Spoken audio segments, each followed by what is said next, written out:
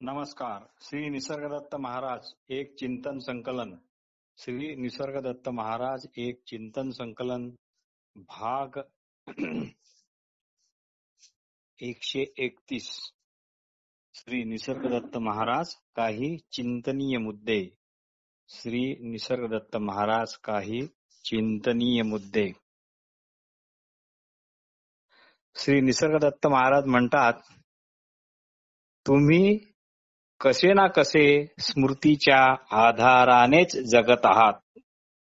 तुम्ही कसे ना कसे स्मृतीच्या आधाराने जगत आहात. आता जुन्या स्मृतीच्या ऐवजी मी जे काय इथे सांगतो त्याचीच स्मृती ठेवा, त्याचीच स्मृती बाळगा. तुम्ही जुन्या स्मृतीप्रमाणे आतापर्यंत वागत होता. आता मात्र या नव्या स्मृतीप्रमाणे वागा. काही काळ तसे वागायला काय हरकत आहे? काही काळ जुने, काही काळ नवे, याच्यात संघर्ष होणारच.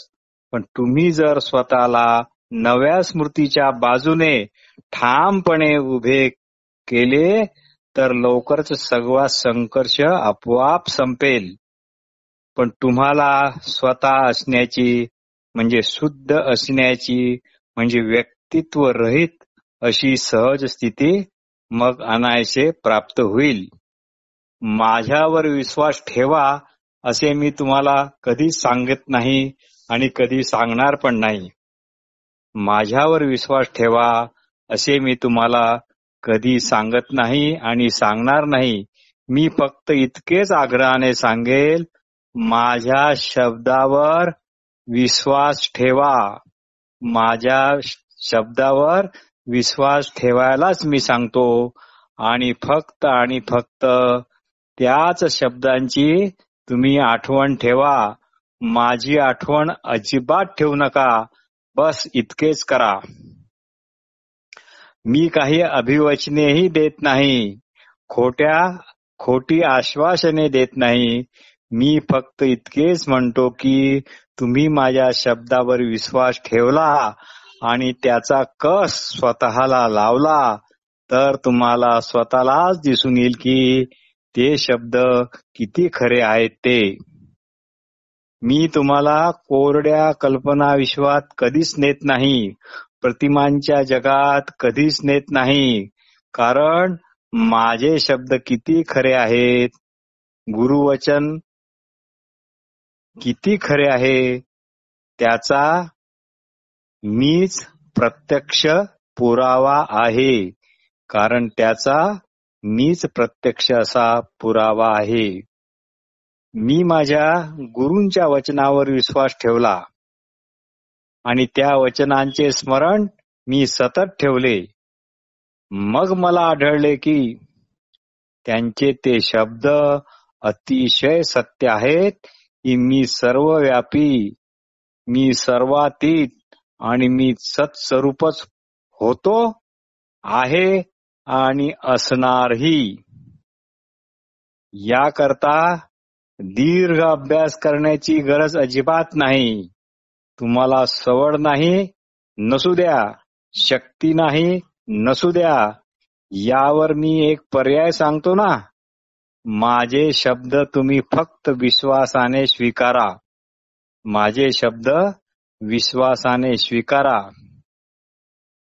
पण ते कस लावण्याकरता स्वीकारा आणि कस लावून ते तपासा आणि मगच काय ते ठरवा. मग तुम्हाला नवजीवन प्राप्त होईल. श्रद्धेत अंधश्रद्धेत राहू नका.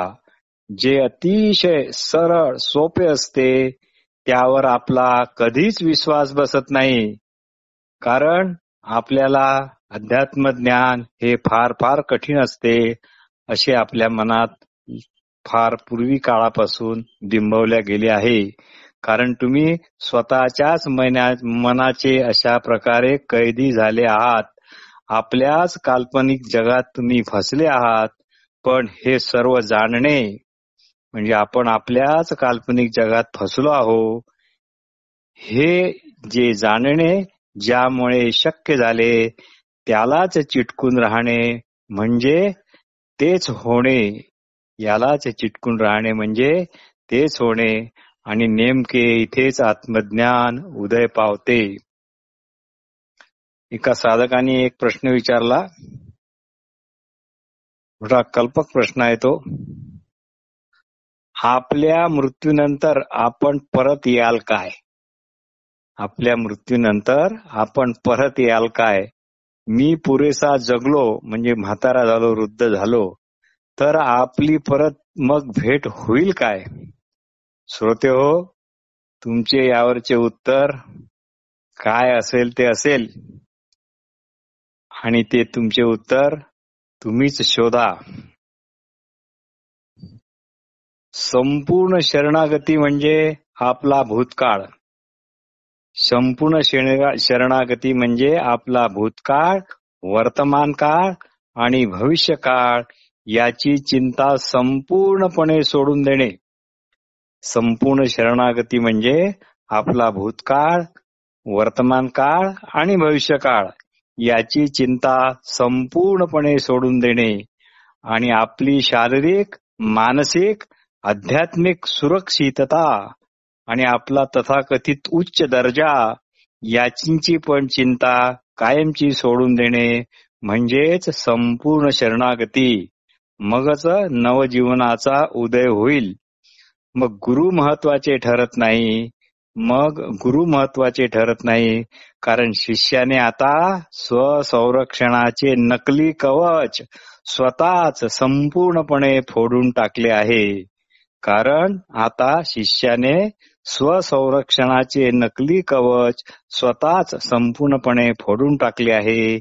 ही अशी शरणागती म्हणजेच मुक्ती. सध्या हे आपल्याला जरी जमले नाही तरी ते आपण ऐकून ठेवू. निश्चित पुढे कामात पडेल. फक्त या गोष्टीची आपण आठवण ठेवू आणि याचे स्मरण ठेवू. साधक, मला माझा गुरु योग्यपणे निवडला पाहिजे नाही का? यावर महाराज म्हणाले, अहो तुम्ही योग्य मनुष्य आहात का? योग्य शिष्य आहात का? असाल तर मग योग्य गुरु तुम्हाला स्वतःच जरूर शोधून काढेल. पण तुम्ही धूर्तपणे मात्र तशी वाट पाहू नका. योग्य शिष्य होणे म्हणजे संपूर्ण शरणागती असलेला होणे. योग्य शिष्य होणे म्हणजे संपूर्ण शरणागती असलेला होणे. अखेर गुरु पण सर्वस्व नाहीत. ते केवळ एक साधनच आहेत. आणि इतके स्पष्ट श्री निसर्गदत्त महाराज बोलू शकतात, हे एक नवलच आहे. आणि इतके स्पष्ट श्री निसर्गदत्त महाराज बोलू शकतात, हे एक नवलच आहे. गाढ झोपेत तुम्हाला कोणतेही दुःख नसते. गाढ झोपेत तुम्हाला कोणतेही बंधन नसते. हे तुम्हाला चांगले माहीत आहे. म्हणूनच तुम्ही झोपी जाण्यास अतिशय उत्सुक असता. गाढ झोपेत तुम्ही शांत, मोकळे आणि सुखी असता. कोणतीही अस्वस्थता तेथे नसते. पण जागृत अवस्थेशी सुषुप्ती अवस्थेची तुलना करता येईल का? पण जागृत अवस्थेशी सुषुप्ती अवस्थेची तुलना करता येईल का? अशी ती कोणती स्थिती असेल काय की या अवस्थेत तुम्हाला तुमच्या शुद्ध असणेपणाची फक्त जाणीव असते, पण जगाची जाणीव नसते.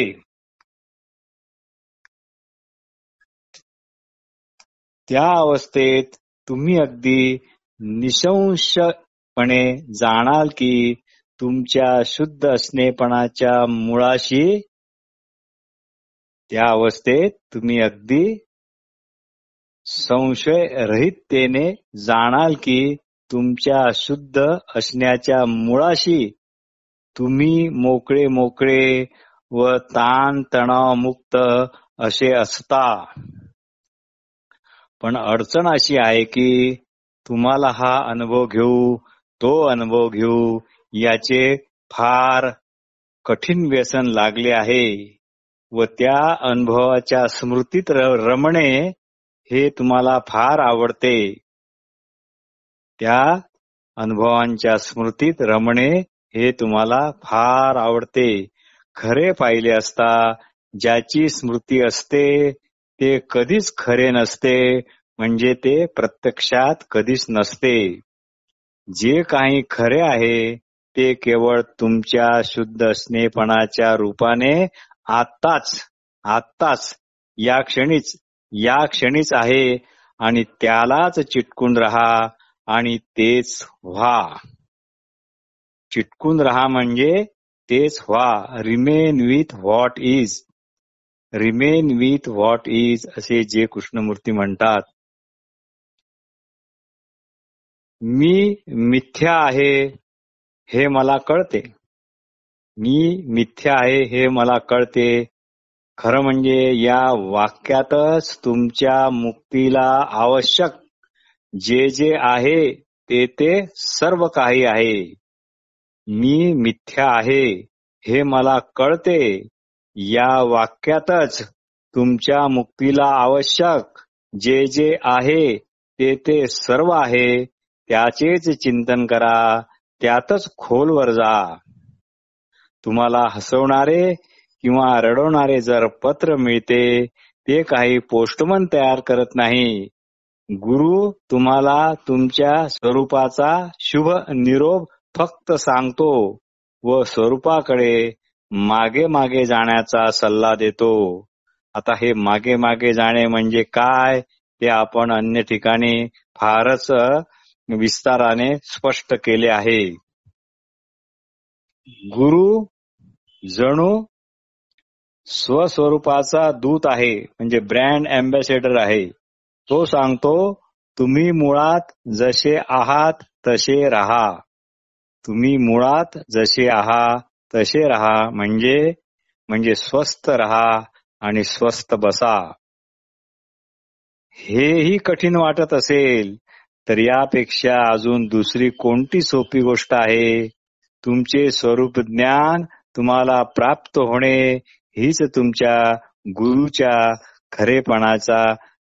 गुरुच्या सांगण्यातील खरेपणाचा पुरावा होय. संशय आला तर त्याच्याशी झगडू नका, कारण तुमच्या असणेपणाविषयी तर तुम्हाला संशय नाही किंवा कोणालाच संशय नसतो. बस झाले तर मग जे संशयातीत आहे, जे संशयित आहे त्यात पडूच नका. ताबडतोब बाजूला हटा. स्वतःवर नजर ठेवा. जर तुमच्यात काही बदल जाणवत असेल तर समजा तुम्हाला योग्य गुरु भेटला. जर तुमच्यात काही बदल जाणवत असेल तर समजा तुम्हाला योग्य गुरु भेटला. फक्त एक लक्षात ठेवा, स्वरूप ज्ञानासाठी तळमळ असणे हीच एकमेव अट आहे. यात धूर्तपणा नको, यात कुठलीही चतुराई नको. वस्तुतः तुम्ही मुक्तच आहात. फक्त त्यावरील चुकीच्या आभासाचे आवरण दूर करणे इतकेच काम आहे.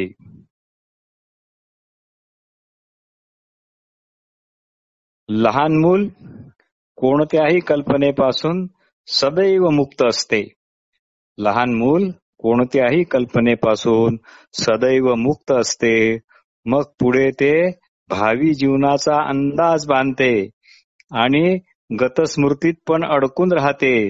ज्ञानी भविष्याची कधीच चिंता करत नाही आणि भूतकाळाची फिकीर कधीच करत नाही. तो वर्तमान काळी स्वस्थ असतो, स्वस्थ बसतो. जगाला वस्तुतः आपले स्वतःचे म्हणून स्वतंत्र अस्तित्व नाही. जगाला वस्तुतः आपले स्वतःचे म्हणून स्वतंत्र अस्तित्व नाही. आपल्या कल्पनेलाच तुम्ही जग म्हणून पाहता. आपल्या कल्पनेलाच तुम्ही जग म्हणून पाहता. ही श्री निसर्गदत्त महाराजांची मुख्य शिक्षण आहे. ही श्री निसर्गदत्त महाराजाची मुख्य शिकवण आहे. आणि या बाबतीत तुम्ही पूर्ण निशंक असाल तर पुढचे सर्व तुम्हाला सोपी जाईल, नाहीतर तुम्ही इथेच अडकून पडाल. त्यामुळे हे स्वतः एकदा तपासून पहा. प्रश्न: दृश्य जगत सूत्रबद्ध आहे. दृश्य जगत सूत्रबद्ध आहे, पूर्वनियोजित आहे. पण हे जर गृहीत धरले तर तेथे केवळ अगतिकता येणे हे अपरिहार्य आहे. बंधन येणे हे टाळता येणारे नाही. पण श्री निसर्गदत्त महाराज म्हणतात की माझे जगत अगदी मोकळे आहे. त्यात जे जे घडते ते आपोआप घडत असते. पण श्रोते हो, हा आपला अनुभव नाही. पण हे आपण इथे फक्त ऐकून ठेवू आणि स्मरणात ठेवू. निसर्गदत्त महाराज म्हणतात आपण असल्याचा शुद्ध असणेपणाच्या पातळीवर मात्र श्री निसर्गदत्त महाराज म्हणतात आपण असल्याच्या शुद्ध असणेपणाच्या पातळीवर मात्र तुमचे आणि माझे जगत एकाच समपातळीत आहे. पण या समपातळीत येण्याकरता तुम्ही मी आहे इतकेच म्हणायचे आहे, मी अमुक तमुक आहे असे म्हणायचे नाही. तात्पर्य चालू क्षणात जर तुम्ही असाल तरच आपली जगे एकमेकांना खेटतील किंवा एकमेकांना भेटतील. वस्तुतः तुमच्या जगात फार मोठी चूक आहे असे काही नाही.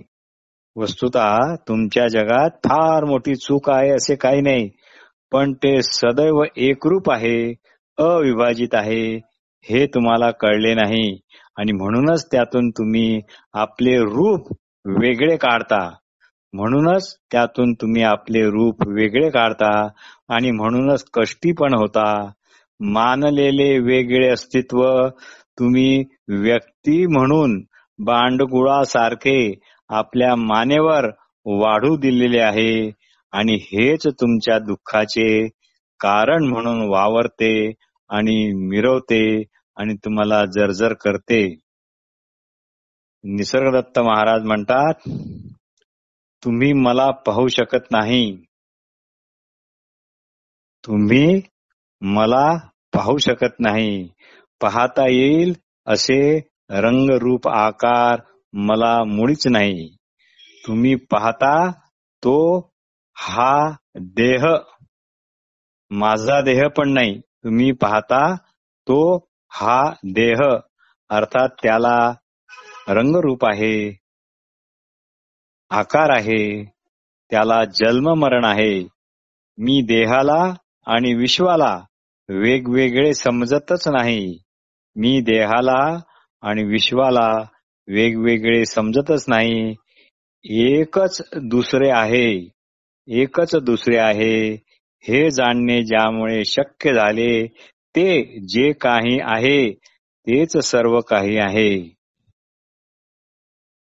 हे जाणणे ज्यामुळे शक्य झाले ते जे काही आहे तेच सर्व काही आहे.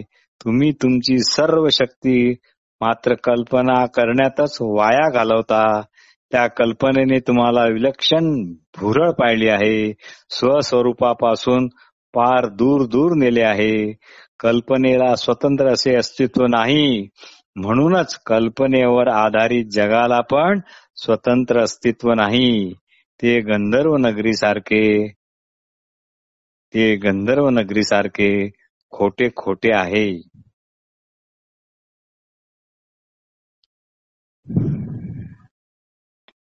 सद्गुरूच्या ते तू आहेस या गुरुवचनावर दृढ विश्वास ठेवला की सद्गुरूच्या ते तू आहेस या गुरुवचनावर दृढ विश्वास ठेवला की मग तुमची पुढची वाटचाल अगदी सहज होते. वाटेतील अडथळे आपोआप दूर होतात. भूकच अन्नाची सोय करते. रोगच औषधाची सोय करतो.